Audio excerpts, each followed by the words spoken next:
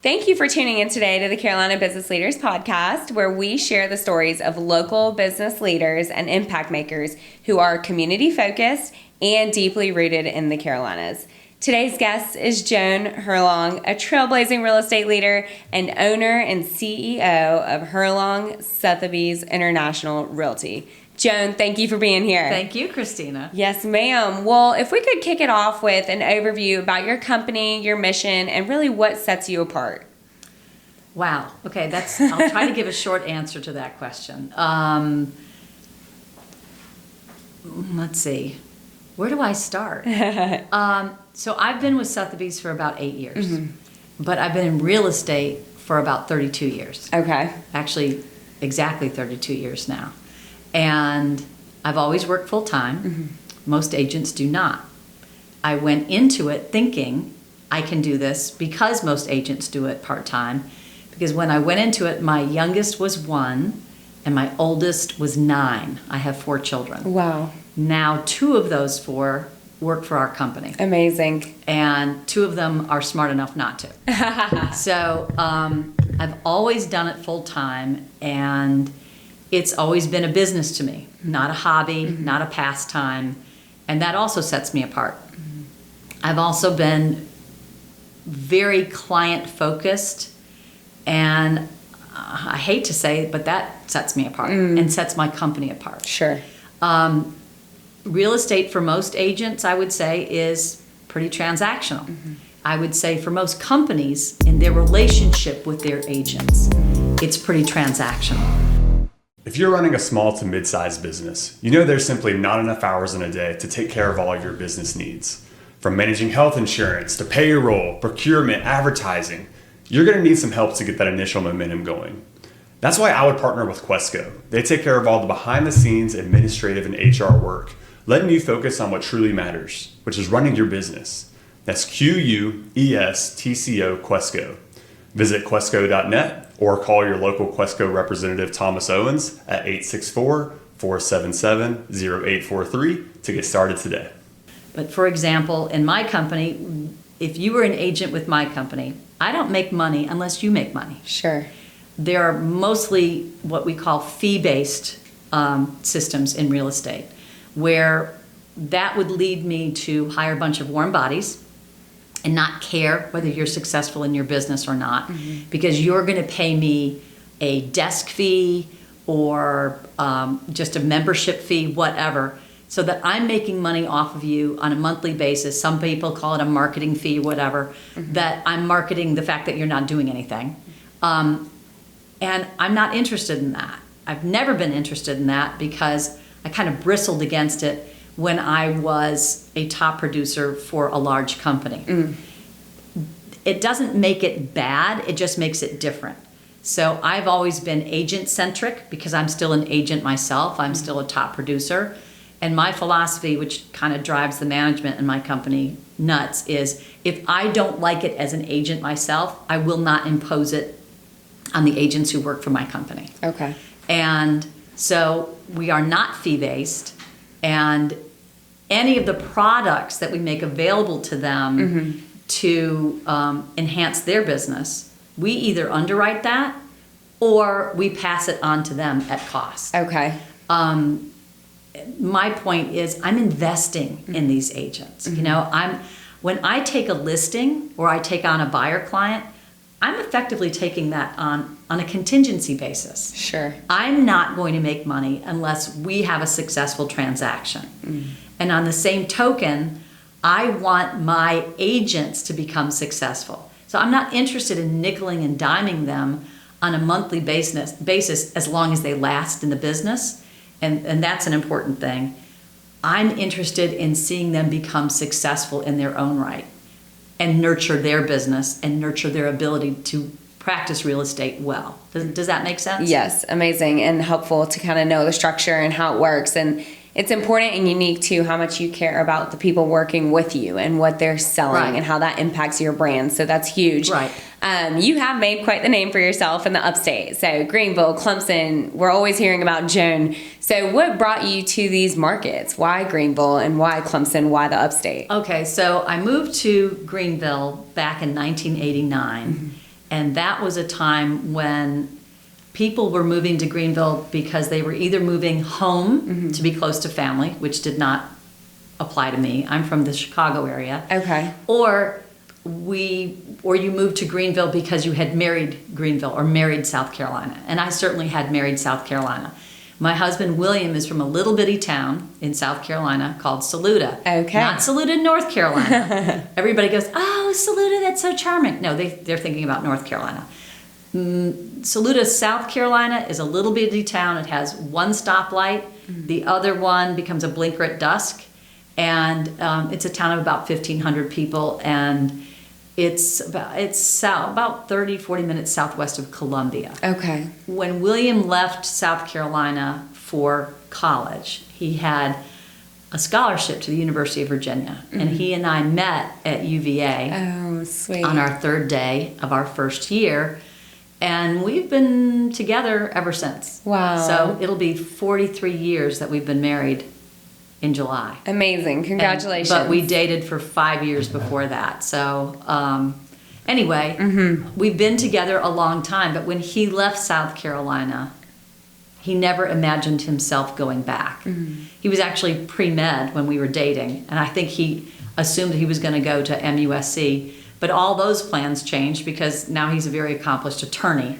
And we were talking earlier this morning about how when he was asked for career advice by young lawyers, he was sort of at a loss because he backed into his law career just the way I backed into my real estate career. Real estate was the one thing, even as a young person in high school, it was the one thing that I knew you couldn't pay me to do. It was the one thing on my list that I was never, ever going to do. Wow. So I did kind of back into it accidentally. Wow. Well, let's talk about how you backed into it. You began your career in journalism as a news writer for CNN. Yeah. So how did That's a bit of a glorified thing. Okay, yes, that was my title. I was a news writer for Cable News Network, which was, I think it had only been, that was in 1981. And I had been an intern there twice during a Christmas break, which was longer, and it was in Atlanta, and I was able to stay at my sister's house in Atlanta, and also during one spring break. So I knew how often people got fired there, and I also knew how often people quit, because it was bedlam. It was absolutely bedlam. But it was kind of cool. It was all young people. If you were 40, you were an old guy. Sure. And so when I graduated from college, I had a job lined up with Leo Burnett Advertising. But that didn't start until March of '82. So then I had to fill this gap. Sure. So I called the head editor at CNN and I said, I'm available. And he said, well, I'm not hiring right now. And I said, Tom, you and I both know this is a Thursday. You're probably going to fire somebody tomorrow or somebody's going to leave tomorrow. And I said, I can start Monday. And he called me the next day, which was a Friday, and he said, if you're serious, if you can start Monday, you have the job. And so I drove in my Chevy Nova all the way from the Chicago area down to Atlanta, moved in with my sister and her family temporarily, and I was earning the princely sum of minimum wage. Okay. My hours were 4 a.m. to 1 p.m. Wow. And my weekends were Wednesdays and Thursdays. So that job was anything but glamorous. Right. And I remember I was driving to work one morning and it was, 3:45 a.m. I'm at this huge intersection in Atlanta and there's nobody there. And I thought, what are they going to do, fire me? So I took a left on red. I did. I took a left on red because there was nobody there. Sure. And sure enough, a cop pulls me over immediately and he thinks I've got to be driving drunk. Right. And I was like, where were you? Where did you come from? And he said, what are you doing? And I said, I promise you I'll take a sobriety test. I'm on my way to work. He said, where are you on your way? And I said, Cable News Network. Then he started picking my brain about CNN and is that cool? He let me off with a warning. And that was after taking a left on red. And you were late to work, I imagine. Yeah, but I had a story to tell. Good one. And it was great. That's so amazing. CNN was it was a great experience to have had. Sure. And I actually overlapped with my former sorority sister, Katie Couric. But she was 2 years older, and she'd been there for 2 years. And she was already an associate producer, and she also got some on-air time. When I started at CNN, I thought, I want to be the next Baba Wawa. Remember how CNN used to, not CNN, SNL. Yeah. Gilda Radner used to make fun of Barbara Walters and call her Baba Wawa. Right. I wanted that job at CNN because I wanted to be the next Barbara Walters. And after about 4 months at CNN, I was like, no, there are a lot of things I want to do in life, and this is not one of them. It was chaotic. It was bedlam. There were ways to get ahead that I wasn't interested in. I remember a guy that I regarded as an old guy. He was like 45. Right. And my hours were 4 a.m. to 1 p.m. So people would go out for lunch when they got off of work. And he said, you want to grab lunch today after work? He goes, I'm buying. And I was like, sure. It would seem like manna from heaven that somebody else was going to buy lunch. Yeah, of course. But one of the other, we were called video journalists. One of the other news writers pulled me aside and said, you don't want to go to lunch with Mark. He's very handsy. Uh-oh. And I was like, but he's so old. He's like 45. Why would he be interested in someone like me? I was 21. Sure. And they were like, you're so dumb. You are so naive. They were giving you a warning. Oh, they did. And I picked up what they were laying down, and I canceled lunch. Good. But there was a lot of that going around. Okay. And let's just say your ascendancy there was not necessarily merit-based, and I was not interested in that business plan. Sure. But so I kept the job offer at Leo Burnett Advertising, and then so I started there in March of '82, and then I went into advertising, and I was in advertising for about the next 4 years. Okay, amazing. So how did your experience between working at the news and advertising help you with your leadership skills and communication skills? Because obviously we know you moved into real estate eventually, but what did those jobs help you form throughout those years? Sometimes your first job helps you decide not what you want to do, but what you don't want to do. Correct. And it's a culling process. And I think a lot of young people make the mistake of, like I did, like I want to be the next Barbara Walters. I want to be Baba Wawa. And when that didn't work out, it wasn't like I was at sea. I was basically in a client service training program at Leo Burnett. But during my first year there, I discovered I was pregnant with our first child. Oh. And that was back in the day where men were still running everything, and they could say things to you when you were pregnant, such as, well, when are you due? Because we need to know when you're quitting. And I said, I'm not quitting. I support our eating habit. My husband is in law school. We have no money. I was making $15,000 a year. Right. And I said, and they're like, oh yeah, that's what you gals all say. Wow. So they also moved me out of client service, assuming that I was that going you were not to coming quit. back, right? And I said, no, you can't get rid of me. I need this job, and I like this job. So at the ripe old age of 25, they moved me over to media, where you buy, sell, and plan media. And I had 3 people working for me. Wow. What a story. Well, it was really weird because I don't think any of them were more than 2 years younger than I was. But that sort of threw me into a management position where I was also dealing with client service, because you do this media planning for the client. But I was managing 3 minions who were all just a little bit younger than I was. So that was a really good, a really great training ground for learning how to do people management right. Also learning the hard way how I was doing it wrong. There is such a thing, and I'm still guilty of this, of being too familiar with people that you work with, especially if you like them, because I really like people with a great sense of humor.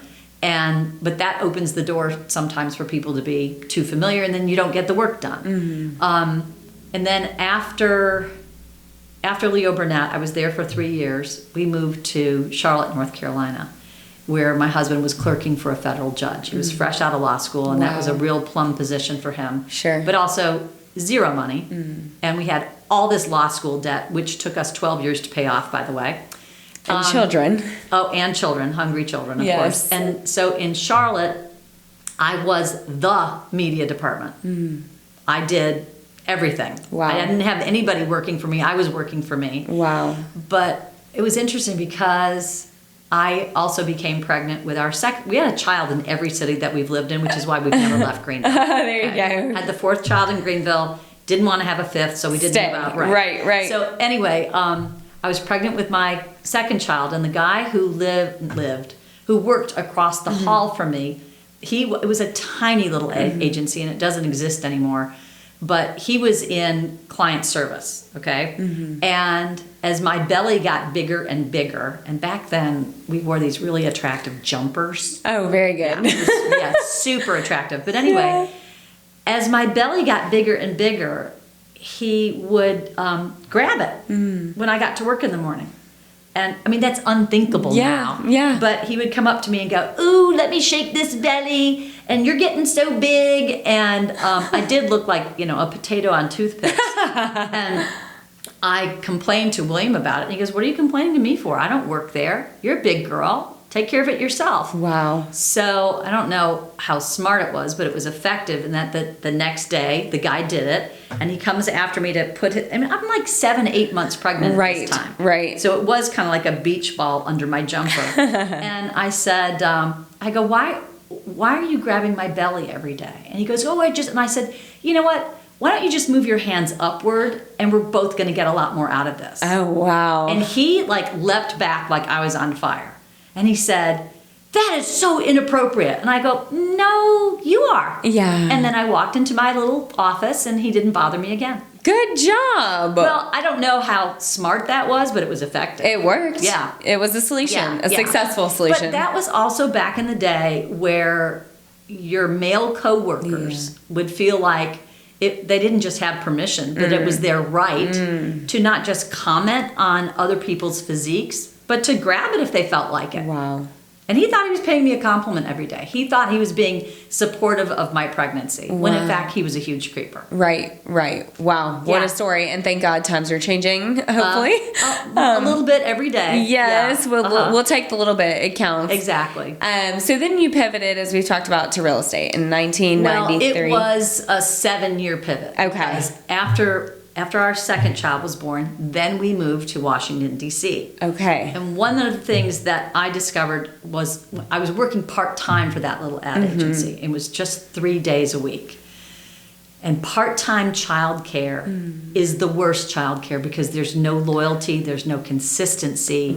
And that was really hard on my son Jack, who was just a toddler. He was like, my first and second are only 22 months apart. I look back thinking, what was my hurry? But anyway, and I kept hiring different students, girls, at Queens College, which was right nearby in Charlotte. And they were all great, but their schedule would change, or and they'd send a friend instead of them, and then Jack would be like, "Who is this stranger?" So anyway, when we moved to Washington D.C., I said to William, "I need to stay home. I want to stay home with these babies." Even if it means, my loss of my income, and we can't eat meat. We can just eat macaroni and cheese. But he was making good money at Covington and Burling. And let me just tell you, there are long days, but the longest days of all are when you're at home with 2 little kids. Oh, wow. It is the hardest work you will ever do. I believe it. We have lots of friends going through that. I believe it. Yeah. And there are so many, I don't know if it's lies that we tell young women who are expecting babies. It's really more of like a sin of omission. No, I have 5 sisters. Wow. 4 of them are older than I am. I have 11 siblings. Big family. And my 4 older sisters, when I had my first baby, they were my support network. And I didn't know it was coordinated. I had no idea. But we were, I had 3 months off because I took 6 weeks unpaid in addition to the 6 weeks that I got. And boy, 6 weeks back then, that was a gift. Yeah. But anyway, I thought it was a coincidence that I would get a call every day from one of them or from my mom. I had no idea that it was coordinated. And that was their way of making sure that I wasn't slipping. Right. Because you slip very incrementally into postpartum depression. Right. Because I was in a different city. That summer after Jack was born, we lived in Washington, D.C. while my husband did an internship. So I was at home all day, every day, with a newborn in a city where I didn't know anybody, had no friends, no support network. And that really is a good recipe for, with the exhaustion and all that, for slipping into postpartum depression. And I only realized in hindsight that my sisters were very deliberate and very supportive and sort of helped me through that time. But it's, you know, when you have all these showers and all that, nobody tells a young mom how hard this is and how long an hour can be when you can't get your baby to stop crying, and how just deeply bone tired you are. And you're so hormonal that, you know, your husband looks at you the wrong way and you cry.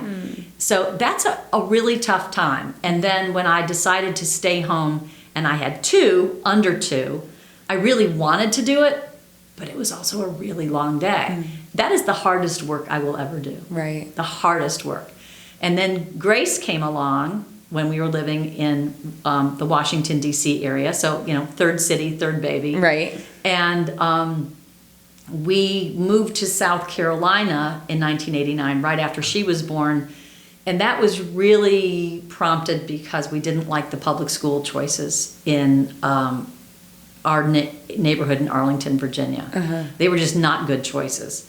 And my husband's sister and her husband said, you know, we interviewed at this really great law firm in Greenville, South Carolina, of all places, and maybe you should interview there. And we did. My husband interviewed and became a partner at the Weich Law Firm. And he was there he was a partner for 10 years. And I think he was there for 11 or 12 years. But it was the Weich Law Firm that brought us to Greenville. Amazing. But boy, in 1989, it was a very different place. And I like to say, but it's true, our children grew up with Greenville. Yes. I can relate to that. I can relate to that. It was very podunk when we moved here. Yeah. And it has really grown up around us. Totally believe it. I mean, I'm born and raised here, so I've been here my whole life and have What totally... part of Greenville are you from? Or is it in the upstate? Yeah. My parents live in Thornblade, so I grew up, 10 minutes away. Yeah. Went so to you school. went to East Side? Well, I went to St. Joseph's Catholic School for a while, and then my sister ended up at East Side, so I followed her. Went to East Side for 2 years, zoned for Riverside. Right, that's right. Right, but we've been here our whole life. My parents moved here 33 years ago, kind of on a whim for a job. Where did they move here from? So we're what I call a melting pot. Our family's from all over. So my mom's from Puerto Rico, my dad's from New York, but his family's from Argentina, so we're all bilingual. But oh my gosh. I know, so we're really the melting pot. Yeah. But they got married. They met in Puerto Rico, got married there 33 years ago. Moved to Greenville 32 years ago for a job. So they've been here for as long as they've been anywhere else. Yeah, so that's great. Yeah, we love it here. So like your kids, I can say the same. I've grown up with Greenville and seen it change, which is amazing. But see, we made the assumption, because it was so podunk when we moved here, that it appealed to us as a great place to raise children. Yes. And also the public schools were strong, and they remain strong. Yes. 90% of the families in Greenville County send their children to public school. And there's a lot, as you know, a lot of corporate support for the public schools here. Yes. And other cities in South Carolina that we had considered, we're like, well, if we're going to look at Greenville, we should look at everything. We did not look at Columbia. No offense, Columbia. But we're Clemson fans, by the way. Yeah. There's many reasons about that. We're a house united or divided because my son went to Carolina for law school, but my youngest went to Clemson, and she thinks it was invented for her. She loved it so much. That's so amazing. We root for we just hope everybody has a good time.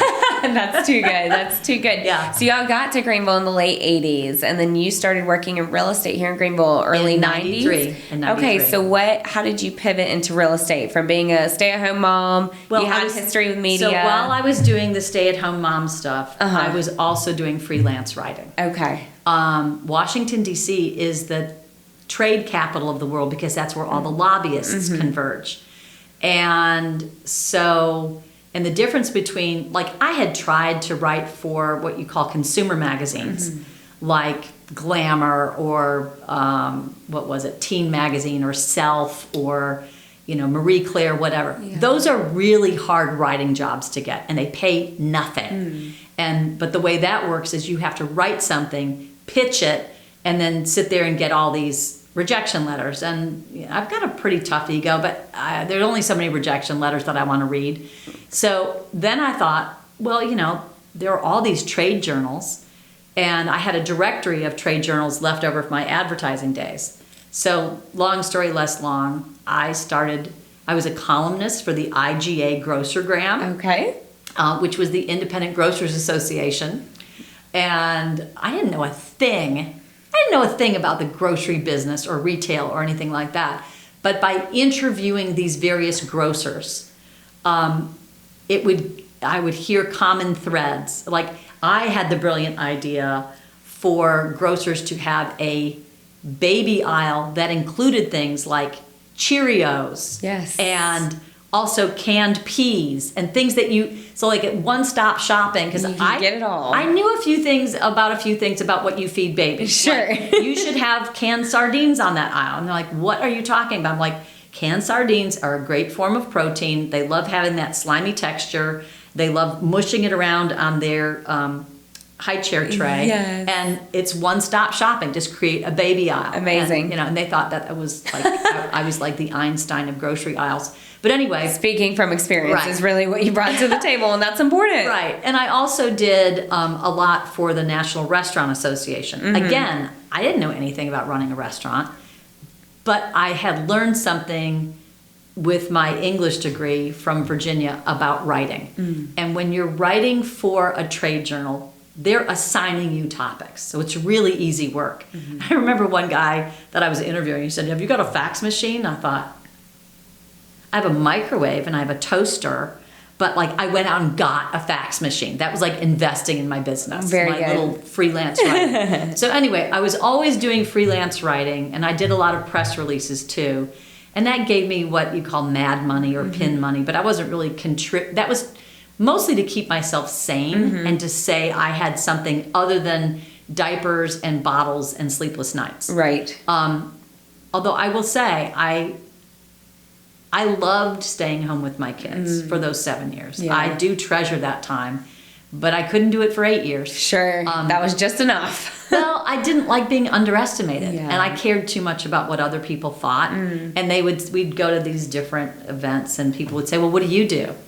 And the minute I would say, "Well, I'm staying at home," didn't matter whether I was staying at home with one kid or 14 kids. Their eyes would glaze over, and they'd want to find somebody interesting to talk to. Wow. And I let that bug me. I shouldn't have, but I let that bug me. And the other thing is, stay-at-home moms are overworked from a volunteer standpoint. You're expected to volunteer for everything and do everything. Right. And it is volunteer, but you've also got these kids.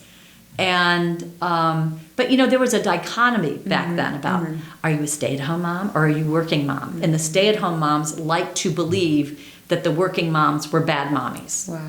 And I don't subscribe to that theory. No. But I was not so subtly removed from a couple of carpools when I started working.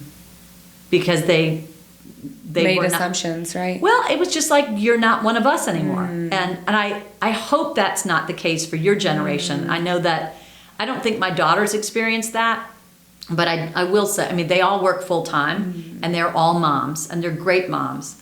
But I will say that most of their close friends also work full time, so that they have they just have more in common. Sure. But I hope there's not this dichotomy of I work and you don't, because it's all work. It's just a question of what you find fulfilling. What kind of work, right? Yeah. Exactly. I mean, I remember going to I thought I was a young mother. I wasn't. But there was like this young mother's Bible study at our church. And I thought I was still a young mother, but I was like the oldest young mother in the group. And I was just stunned at how many of them spoke openly about being on antidepressants. And I thought, are you treating a symptom or are you seeking a cure? Right. Because if you're that unhappy in that stay-at-home role, then maybe you're treating the symptom and not finding the cure. I don't know. I wasn't Right. there decisions for them. But I was very surprised at how deeply unhappy some of them seemed. So anyway, I got to a point where I was like, I don't want to do this full time, but I don't know what I want to do. And I certainly didn't want to go to banker's hours where I had to be someplace 9 to 5, because that's not flexible. And what you need when you have kids is flexibility, what I needed, okay? Because there are plenty of bankers who work full time and raise beautiful, successful children. I wanted flexibility. Sure. You know, my oldest was 9, my youngest was 1. I say now that maybe I went back to work too soon and I should have waited until the youngest was in kindergarten. And she's like, Mom, get over yourself. I'm the only one who turned out normal. Oh, that's so funny. Well, it's good to hear for you. Yeah. So, anyway, I was looking for something that would give me flexibility, but also that would be remunerative. And I did not want to think about real estate. I didn't. Wow. And I kept talking to William about it. He's like, take the course. But see, my mom was so obsessed with it that I knew I equated that with the way real estate was done. But there's never one way to do real estate. Right. So I took the course, and back then you could either go every evening for 3 weeks in a row, like Monday through Thursday evening, or you could do every day for 2 weeks. Right. And I opted for the evenings so that William was at home with the kids. The first night I came home and I said, I don't think I can do this. And he said, why? And he goes, how hard can it be? And I go, I can't stay awake. This is so deeply boring. Wow. It is like one of the most boring courses you'll ever take in your life. And doing it at night only makes it worse. I was already I was tired when I got there. You already worked a full-time job. Right. But the other thing was, it doesn't teach you anything about how to sell real estate. I'm like, okay, I don't need to know what a riparian property is. And it's never come up. In the 33 years since I got my license, a riparian property has never come up. But the other thing was, I said there were people there who had flipped a coin. Like, okay, heads, I'm going to go take the real estate course. And tails, I guess I'll become a licensed nail tech. Okay. There was no intrinsic drive to Sure. go into real estate. And what the instructor had to get from point A to point B and onto point C, but he would beat point A to a bloody pulp. And I'd be thinking, oh, please God, move on to point B. And he'd say, does everybody understand point A? And can we move on to point B? I'm like, yes, please, God. Yeah, you and like then move along quicker. Yahoo in the back row would say, well, I have a question. My aunt's third cousin's brother, whatever. I know. And they'd have some stupid Specific question. Yeah, and I'd be thinking, does anyone have an ice pick? Because I want to stick one in my ear right now. So I struggled through that, just in terms of staying awake. And then I got my license, and then I was like, where am I going to hang this? Where am I going to hang this, and what am I going to do with it? And because it's not like I wanted to stop raising my children, and I can definitely do this part-time. And I talked to one small company, a very accomplished woman, and I think there were maybe 10 people in her company. In fact, she just passed away last week. And she said, oh yes, I'll hire you and I'll train you, but my advice to you, and of course they're all Southern, my advice to you is that you don't tell anyone that you're in real estate for the first 6 months or so, because you're not going to sell anything. Nobody's going to buy anything from you until I've trained you. I'm like, wow, she's got huge confidence in me. Yeah, that's a way to start. But it kind of reminds me of what my mother said to me. My mother grew up on the south side of Chicago and had lived in Atlanta for 9 years. That's where I was actually born. Okay. And when I told her in 1989 that we were moving to Greenville, South Carolina, she said, where is that? She had no idea. People still ask that today, by the way. And I said, well, it's about halfway between Charlotte and Atlanta. That's right. On I-85. But I-85 didn't exist when she lived in Atlanta. So it gave her the rough bearings. And she said, well, my advice is just don't be yourself for the first 6 months or so, because you need to make friends with those nice Southern ladies. Wow. And she thought that was paying me a compliment, my mom did, because she equates nice with dull. Okay. And- So you received quite the advice as you Oh, started yes, your career yes. in real estate. So anyway, so this one real estate broker's like, don't tell anybody that you've gotten your license because you're not going to sell anything for 6 months. And then I talked to another broker who runs a big company, and he said, I think you're going to be a go-getter. I think you're going to be great, but we don't take beginners. And I get that. Sure. I do. Beginners are tough, and you invest a lot in them. And, the washout rate for beginners is very high. Right. If 100 people in South Carolina get their license tomorrow, only 60 of them are going to be in business a year from now. That's what I've heard. Yeah. And there's all kinds of Yeah, statistics yeah. around renewing and how many people go into renew. real estate because they think it's going to be easy money or Right. they're going to be fed business, and they learn the hard way that that's Yeah. not true. So it's a very high washout rate. Sure. And he said, I'm sure you're going to be a go-getter someday, but we don't take beginners. So why don't you go and get yourself some training for 2 years, and then you can come see me. 2 years. Yeah. And That's I a was long time. I was so cheeky. I said, you can't have me in 2 years. There you go. And that was very cheeky of me, but I was also correct. Well done. So the company that I went with was the largest company in town, and I sold my first house in 2 weeks. Wow. So what was that experience like? Were you It was like catnip. the emotional? It was really like catnip because I didn't know what the heck I was doing at all. And it was a foreclosure. And foreclosure homes were very unusual at that time.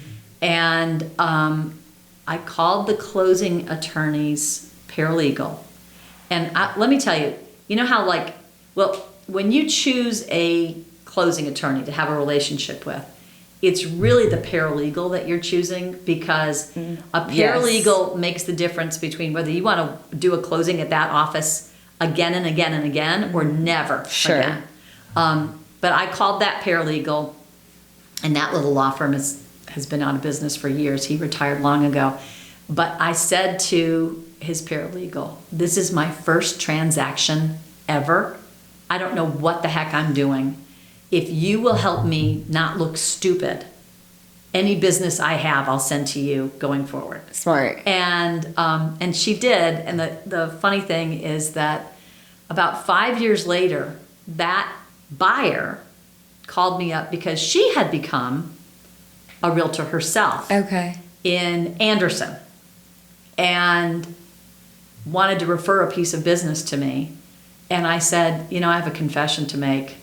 You were my very first transaction ever. And she said, really? I had no idea. So I was Compliments able to to you. fake it. I was able to fake yes. it. Because you do have to fake it till you make it. But yeah, having that first closing, that first deal, that first situation where somebody's relying on my good judgment, that weighed very heavily on me to navigate them through a transaction that they'd never done before. Also, in that particular foreclosure, there were no sinks.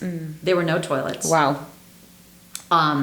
The people were mad that they'd been foreclosed on, so they stripped everything out of that house that wasn't nailed down, and a lot of things that were. There were no appliances. It was bare, and it was also just alive with fleas. It was disgusting. And you sold it in 2 weeks. Well, no, I sold it 2 weeks after I started. Right, which is amazing. It had been on the market for a while. Sure, but once you got involved, right. it was quick. Right. There wasn't a waiting list for this house. Yeah, yeah. And it was in Gower Estates, and now it looks adorable. I'm I mean, sure. it's changed hands several times. Sure. But anyway, it was like catnip. And I do like the eat what you kill aspect of this business. I've often said that Christianity would be dead if it weren't for commission sales because I have to turn the other cheek. Yeah. And if you don't learn to turn the other cheek, you're not going to last long in this business. That's right. And ironically enough, that's about maybe your clients disappointing you. But there's another side of the business where you can't be a doormat when you are advocating your client's position. So I'd like to think that I've developed a reputation for being tough on behalf of my clients, but fair. Sure, which is important. So let's dive into what you're doing today. So how did you evolve from being one of the top producers at C. Dan Joyner to then launching your own franchise? What led to that? So In 2011, my husband was in like year 2 of a plaintiff side lawsuit that was taking on a life of its own. It was just getting bigger and bigger. And people don't understand how costly it is for an attorney who's representing the plaintiff, not the defendant, to put forth a case. You have to hire experts. It's incredibly expensive. So we were in debt up to our eyeballs. We had 4 kids. And there was this thing called the recession. Yes. So I had that in my head that, well, you know, the phone is going to ring no matter what. Why don't I just keep 100% of what I make and go out on my own? I forgot things like E&O insurance and business license, and well, basically overhead, you know, rent and a place to live and bricks and mortar, not live but work, bricks and mortar. So I learned that by backing into it, and yeah, I was keeping 100%, but my effective split with myself, your expenses, was a lot lower because I was running the business. Right. I was responsible for everything. I never intended to work with anyone else other than my dear friend and my then assistant, Venetia. Okay. That was my plan. Just go out, do it on my own. And at that time, I was a boutique company called AugustaRoad.com. Very good. And then that was in 2011. But because I was fueled by panic and needing to make as much money as possible because the lawsuit was outgo, so I was the only source of income. Correct. And you know that Finding Dory? Just just keep yeah, swimming. I can very much relate to that because I just put my head down and I kept working. And at the end of my first year out on my own, I was the #1 producing realtor in the greater Greenville area by MLS volume. Wow. And I didn't know it. Wow. I started getting congratulatory messages that December of 2012 and also January when the numbers are finalized. And I was like, how do they know? How do they know? I didn't even know how to look it up. And it was also not something that I was looking at. You weren't tracking that, right? You were just putting your head down. Keeping my head down and working. Right. And because I felt like if I don't do this deal, then someone else will. Correct. And I needed that income. I needed that money more than anybody else did. That was my fear level. So, and I was like, wow, I am. And then people started asking if they could come to work for my tiny little company. My son, Jack, graduated from law school, and he decided to come to work for me. And that was kind of a surprise, but that worked out because he works for me today. He is not in sales. He is what we call a non-compete broker in charge. And that is, that's something that I very much appreciated. At Sedan Joyner, my broker in charge was non-compete. He was not in, he did not list or sell. He helped us. That's not true of all of their brokers in charge there, but at that time, I was there for 18 years. My broker in charge, who is still a good friend, was non-compete. Okay. And most of the complaints, the former CEO of the Greater Greenville Association of Realtors, GGAR, he told me a few years ago that the primary complaint that he would field from rank and file agents were to call him and say, you know, I just got snookered by my own broker in charge. Wow. And you know, and what are you going to do about it? And you know, there's only one. He can't do anything about it. But it's an unusual agent who would have the nerve. You'd have to have nerves of steel to file an ethics complaint against their own broker in charge. Right.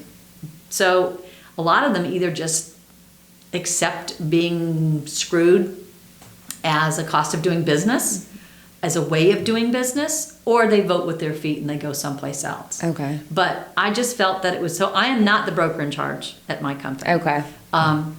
Jack Herlong is, and he is non-compete. Good. So when you go to him with a challenge, an obstacle, a question, a concern, It's not like, or an opportunity on a property. It's not like he's thinking, oh, I've got so-and-so for that. Right. There is no conflict of interest. Good. Amazing. And family business is such a special thing. I work in a family business as well with my father. And so that's sweet that y'all get to do that together. Yeah. It's hard, isn't it? You know what? It's a blessing though. I tell everyone, not everyone can do that, right? No. Working with family can be challenging and it doesn't work out for some people. So the fact that we've been able to do this together is a blessing. Yeah. You know how some companies and restaurants are like, we treat you like family. I'm like, oh, so you're going to be rude to me at Thanksgiving. Correct. Yeah. Exactly. Right. So you mentioned C. Joyner, you were there 18 years. 18 years. So at what point did you step away to now have your own franchise? Well, I was their top solo producer and had been for 10 years, but I left at the end of 2011, December 2011, simply because I needed to prove to myself, could I do as well on my own, or did I need that infrastructure of this big company behind me? Yes. And I proved to myself a year later, good, I was doing just fine. Amazing. Well, that's so good. So who would you say are some of the key mentors or maybe role models that you had to lean on or look to through those transitions? Well, I'll say one of the people that I really admired, and she didn't mentor me directly, but there was a woman when I went into real estate, and her name was Pat Dorsey. And she's since passed away, years ago. But Pat Dorsey, she never met a stranger, and I made the commitment when I first got my license that I was going to hold an open house, a Sunday open house, 3 Sundays out of every 4. And I didn't do it on the 4th Sunday because you do have to have a life. And I did want to remain happily married. And you have all the children. Right. But that was a great source of getting to know different neighborhoods. And Pat at that time was like the queen of Thornblade, where you grew up. Yeah. And she always seemed to have a new builder listing there because she had great relationships with these builders who were doing spec houses. And I just assumed that Pat lived there because she was the queen of Thornblade. Always there, 24/7. Right. And I asked her, where this was pre-internet. And I said, where do you live in Thornblade? And she laughed. And she said, oh, I don't live in Thornblade. And she goes, but a lot of people here think that I do. And I said, why? And she goes, well, because I'll park at the country club parking lot and I'll put my dog on a leash and I'll go for a walk. And that's the best way of meeting people. Good for her. And Pat had just never met a stranger. She also really put her clients first, sometimes to her own detriment. Wow. I mean, she would give away the farm right and left to get her buyer or her seller the deal. But her dedication and just the way that she connected with people, and it also showed me, you don't have to live in Thornblade to be the queen or the king of Thornblade. Right. It's really just about making yourself visible and connecting with people on a very real level. That's great. So yeah, she was pretty inspirational. A key person. It's always good to hear those stories and look up to people. And I would say, my mom was a mentor in that she showed me what not to do. That's important too, though. It is important. We always really tell people part of the reason we do this podcast is to learn what to do, what not to do. Yeah, my mother was obsessed with the deal. I think she lost sight. She was so excited. She didn't go to work until she was 47. Oh, no, not 47, 57. Okay. Because I was 17. She didn't go to work for pay until she was 57. And she loved that validation that she got. And I get that. It is like catnip. But I think she became too focused on the transaction as to whether, is this really in your client's best interest? Sure. And not in her best interest. She was also completely obsessed that it was all she thought about. It was all she talked about. And one of the things that people love talking about boundaries. Well, I had to establish some boundaries with my mom because when I went into real estate, she assumed that that's all that we were going to talk about. She didn't ask about my kids. I don't think she really cared. Wow. She cared about my children over there. Sure. But I would say, she'd be like, well, what are you working on right now? And I'm like, the kids are great. I've got 2 in camp, and she was not interested in that. But I was not interested in feeding her obsession. So there was a lot of tug of war. I can remember my mother saying over the phone, well, we've completely explored the weather. Okay. But I wasn't interested in hearing about her latest deal because I also picked up pretty quickly that most of her sagas were about fighting with some other agent.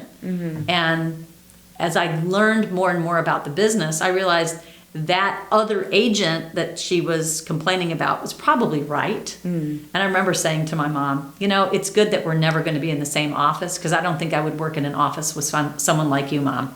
There you go. Yeah, Okay. she was all about the deal and not about, Right. you know, one of the things that you'll see in my office framed on several different walls is do the right thing even when no one is looking. And I don't think that occurred to my mom. My mom was really more like, do the deal.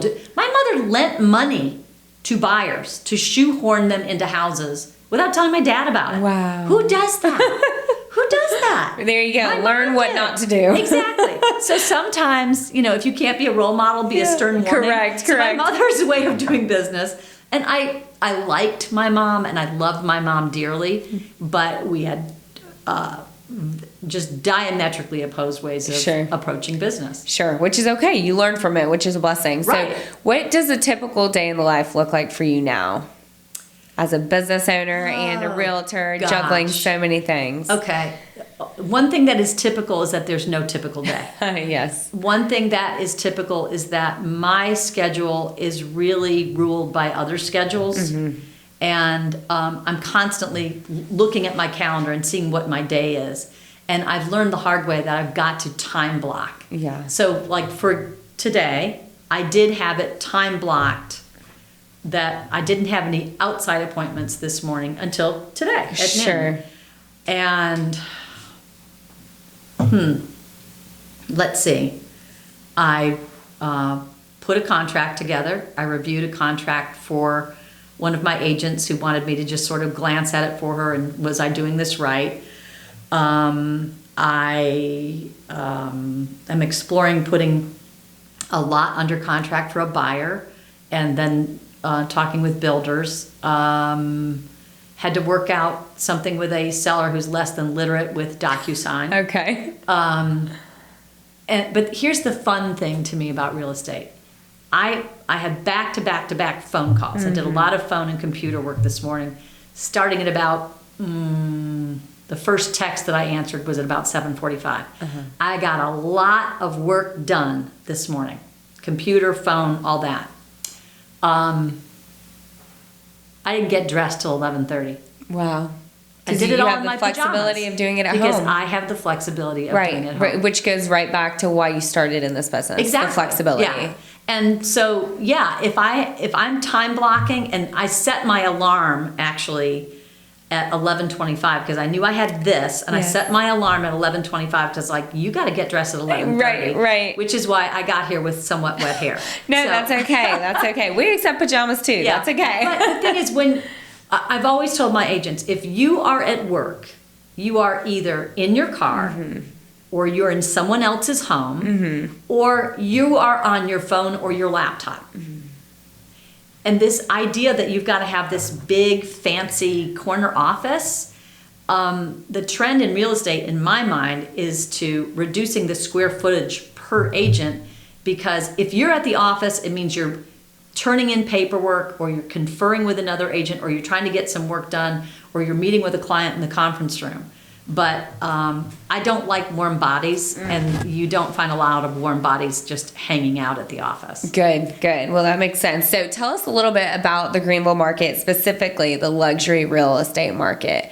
What does it look like here? What are some misconceptions? This is exactly what you do, so best to hear from you. So, yeah, we do specialize in luxury properties, but I want to make it clear that we don't only specialize in luxury properties, because the real luxury is you might have a $600,000 house or a $200,000 property, but you're going to get the same level of service and attention that somebody who has $1 million house gets. The luxury is in the client service. Great. But it is a different buyer and a different seller when you're talking about the luxury sector. And I think one of the reasons that we command that luxury sector is because We take client service very seriously. For years and years and years, I was not someone's first choice as their listing agent because I was unknown. I didn't grow up in Greenville. Right, you had to build your brand. Right. I had to build my brand, and I did it by doing, okay?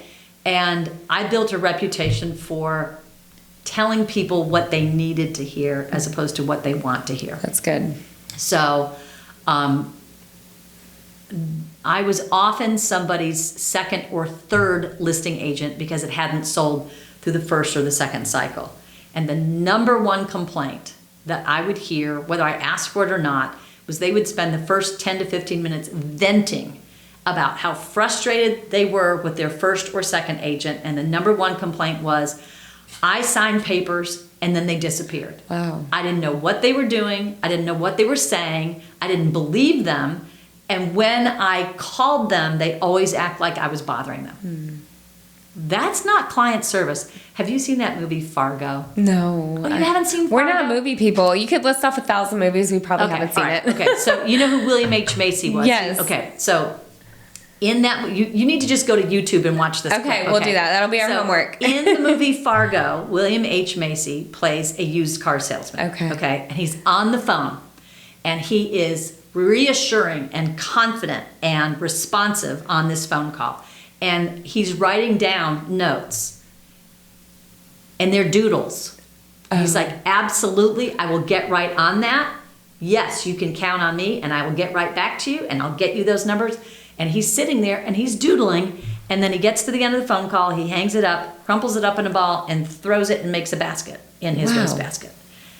And I howled when I saw that, because that's often the business model for a lot of people in sales, including real estate. Wow. And when you hear somebody say, when I called my listing agent and he or she acted like I was bothering them, A, that's terrible, but B, that's a real opportunity. Right.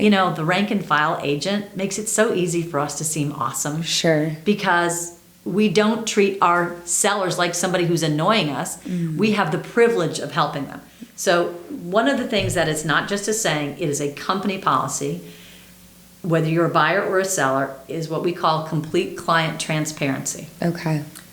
And that is if I have your house listed, and Jane Doe of Jane Doe Realty is talking about, asking all these questions, and we'll talk about that in a second, because my job is to anticipate and answer those questions up front, because honestly, I try to pretend that every buyer of every one of my listings is someone like your husband, an engineer. Sure. Okay.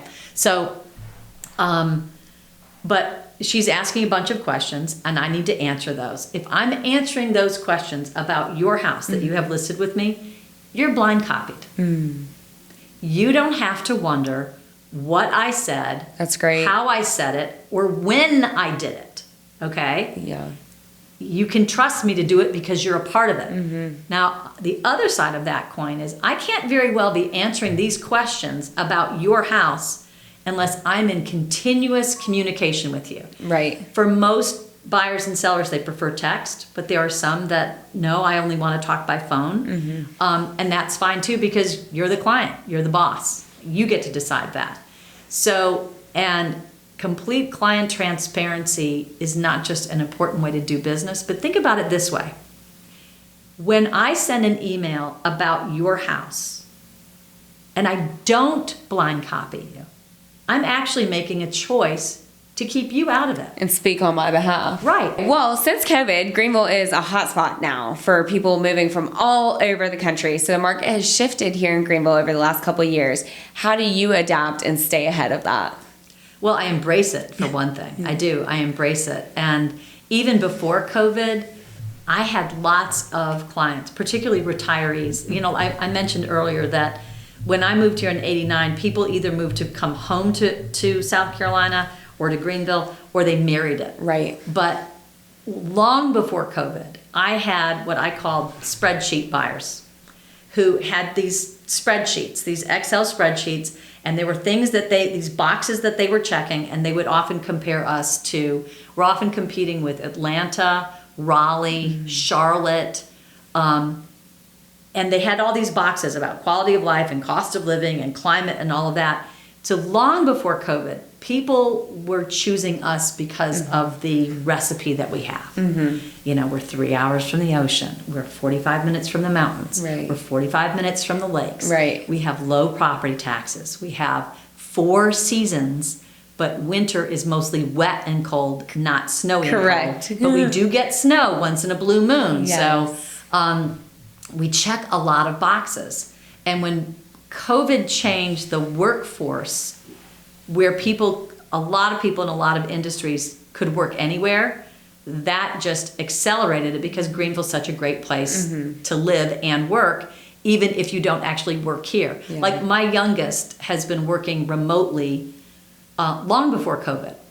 And Before it was the thing to do. before it was a thing. Right. It was a thing in her, she's in the software industry. Okay. And so she was working remotely before it was cool. And Greenville was a great place for her to do that because in Atlanta, you know, you've got all this traffic and Right. congestion and high taxes. Expensive. And iffy Right. schools. And so anyway, I embraced that. And the other thing that happened during COVID is that interest rates just plummeted. Yeah. And there are so many people who are married to their 2.8 or 3.1% interest rate that we're going to be looking at lower inventory for years to come. Right. And when you have lower inventory, that means it tends to favor the seller because when you have more houses in any price point that have sold than are on the market, that tends to be towards the seller's favor. But the pendulum is definitely swinging. And across the board in this spring market, I saw more price reductions in the upstate market in this spring market than I had seen since 2019. Wow. So the pendulum has swung. Yes, absolutely. And a lot of that, you know, April 11th is seared in the minds of a lot of investors because the stock market took a dive. Correct. And that was in response to all this talk of tariffs. And it didn't even have to be the tariff itself. It was just the talk, the threat of tariffs. That breeds uncertainty, and uncertainty breeds inactivity. So a lot of people have been sitting on their hands. A lot of otherwise cash buyers are taking a wait and see attitude. Right. So Goes down a little bit. Right. Okay. And I've been through every market. I've been through the most incredible seller's market ever, and I've been through the most incredible buyer's market ever, otherwise known as the recession, when a lot of sellers had to bring money to the table. Yes. So, but I would say in general, Greenville has a robust, balanced market because we have a consistent growth pattern.